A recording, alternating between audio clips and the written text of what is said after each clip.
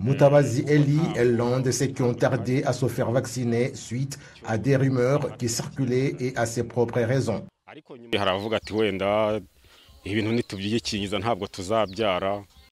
Il y a ceux qui disaient que la vaccination rend les gens stériles.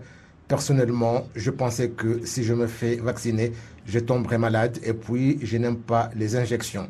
J'en ai trop peur. Et même faire le test de goutte épaisse, il faut parfois que je sois lié. Il a fallu qu'il prenne tout son temps pour voir si ceux qui sont vaccinés n'ont pas eu de problème. Depuis 10 mois que l'activité de vaccination est en cours, il y a ceux qui n'ont pas encore reçu aucune dose. J'ai eu pas mal de problèmes. Aujourd'hui, je me suis libéré et je suis venu me faire vacciner.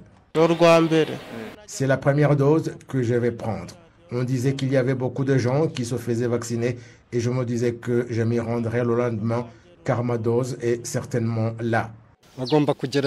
Ces gens devraient essayer de se faire vacciner car nous l'avons fait et nous n'avons aucun problème. Cela fait un mois que le Rwanda connaît la 4e vague du nouveau variant de Covid-19, Omicron. Pour y faire face, des efforts ont été fournis pour accroître le nombre de personnes vaccinées, mais il y a encore des détracteurs qui ne veulent rien entendre à propos de la vaccination. Le ministère de la Santé leur demande de ne pas s'inquiéter.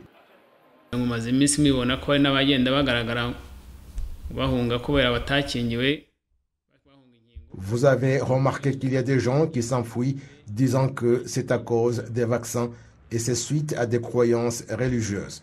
Je voudrais leur dire que la vaccination n'entrave pas la croyance et les vaccins que nous utilisons sont sûrs et sont importants pour réduire le Covid-19 et pour que les gens ne tombent pas malades jusqu'à perdre la vie. Le ministère de la Santé indique en outre qu'il a lancé une campagne de 15 jours pour accélérer davantage l'activité de vaccination pour qu'au moins 1 800 000 personnes soient vaccinées.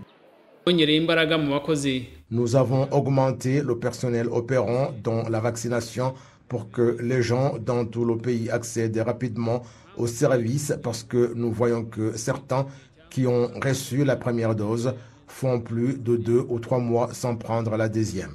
Nous voulons les aider et les trouver là où ils sont pour les vacciner.